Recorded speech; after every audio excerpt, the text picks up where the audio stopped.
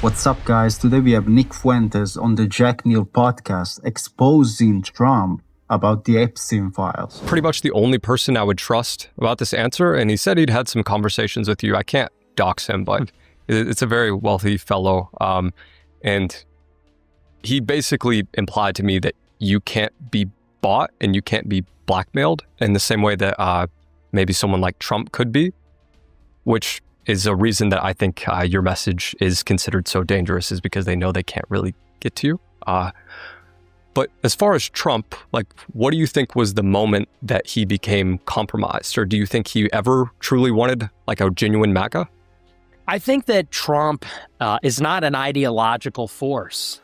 And if you pay very close attention to the things that he says, it's very clear that his skill set is in marketing and campaigning. He knows how to play to an audience. He knows how to give people what they want. And I think what happened in 2016 is that he identified that there was a need that had to be filled, which is to say that the Republican base was very clear about what they wanted. They were mad about the cultural transformation of the country. That's why they really didn't like Obama. So Trump came out with a message that said, we're going to make America great again. We're going to say Merry Christmas again. We're going to take all the illegals and get them out. And we're going to blame China for taking our jobs. He knew the message that people wanted to hear. He effectively pandered and is a true demagogue in that sense. And then once he got elected, I'll never forget there was something very specific he said in 2017. He did one of his first rallies after winning the presidency, and his audience started chanting, "Lock her up," about Hillary Clinton. And Trump, responding to the chant, said, well, that's something that plays good before the election, he said. And in that, he gave away the whole game, which is, did he really want Hillary Clinton to face justice? No, there was never any intention to put Hillary Clinton in jail. He knew that saying that would help him win, saying that would endear him to the voters. Once he was elected, he realized that's not going to be politically acceptable. That will not be tolerated by the system. And so he wasn't going to stand on business and actually fight for accountability, no matter what it cost him, politically speaking. He said, well, if that's inconvenient, then I just won't do it. And so he sort of gave away the game. I think that from the beginning, it was always about him becoming president. And that's why his politics have changed so much, so wildly over the years, whether it was the 90s, the 2000s, 2010s, 2020s. You get a different Trump in every decade. So I think at the end of the day, it was always about him. So you would assume that they kind of already had control over him, already had blackmail on him, and he kind of knew that? I don't Because I'm not sure what's in the Epstein files. I haven't looked at it too closely. My editor was telling me something about Donald Trump and Bill Clinton. Yeah. But yeah, kind of tell me about that, and if you think that Trump is like guilty of that kind of thing, maybe. With Epstein, I'm skeptical that Trump actually did anything wrong. At least I was very skeptical because by they, I mean the Democrats have been showing the videos and pictures of Trump and Epstein for over a decade. And I really thought that if there was anything there, we would have seen it by now. And there's some truth to this argument that they did everything to stop him in 2016 and 2020 and 24. If there was anything really damning in the files, wouldn't we see it by now? Yeah, it's like, well, why is this happening now? That's my question. Yeah. They charged him in New York, in Georgia, 2 federal indictments.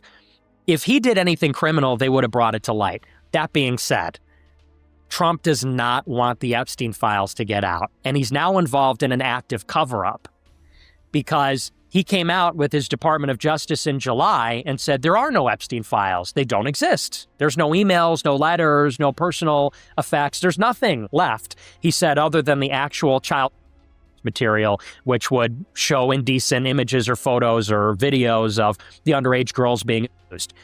Well, we now know that was a lie because, of course, now Congress has compelled the DOJ to release the things they have. And we've seen that there's tens of thousands of emails that are already out there. There'll be tens of thousands of more documents. So now it begs the question, why did Trump lie? Why did the DOJ lie and say there were no files when they knew that the files existed? It would seem to suggest that Trump is in the files. He knows he's in the files, and he's worried about what is in them. Here's another question. If what was in the files about Trump was innocuous, why would he be fighting so hard to keep it suppressed? It might be embarrassing. It might be politically harmful to him. At this point, it's more politically harmful to cover it up. They had to shut down Congress a month early to keep that from coming out. So the question now is, if there is nothing bad in the files about you, because we know you're in them and we know you lied about that, why are you fighting so hard to prevent it from coming out? We almost have to draw a negative inference that there's something in there that he doesn't want to get out because it might be criminal or outrageous or deeply offensive to our conscience. And I would say all you have to do is look at the timeline to consider who might be holding the cards there. Elon Musk, in I think it was June or May, went to the Oval Office for the last time, and it didn't go well. He left the meeting, went on Twitter and said Trump will not release the Epstein files because he knows he's in them. 1 week later, Israel attacked Iran. This is the war they've wanted for 20 years. Realistically, they've wanted it for 45 years. And every president, from Bush to Obama to Trump to Biden, didn't give it to them. Israel bombed Iran. A week later, Trump bombed Iran. The United States is effectively now in a state of war with Iran. This is what they wanted for half of a century. After the war ends, Netanyahu visits the White House to celebrate that Israel and the United States destroyed Fordo, Iran's nuclear complex. It was the day before that visit that the DOJ produced a memo saying the Epstein files would never be released because they don't exist.